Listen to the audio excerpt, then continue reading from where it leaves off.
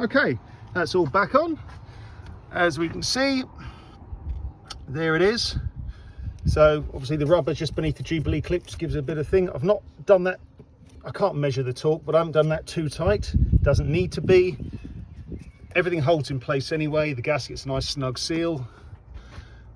Should be all right. And obviously everything's reconnected. I just put a little dab of grease, just help things seat. That'll keep it nice and snug as well. Obviously make sure you put your sensors back in, all clamped up. Let's start her up. I've been started for a week or so. Let's see what happens.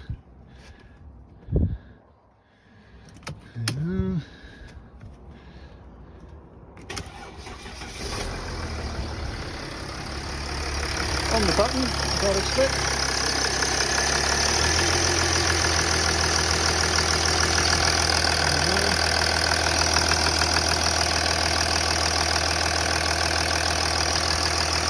Can't hear any hissing.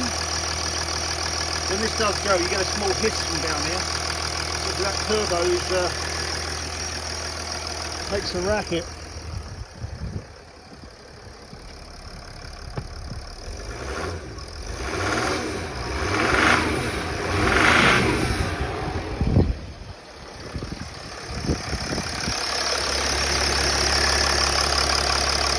Pretty good.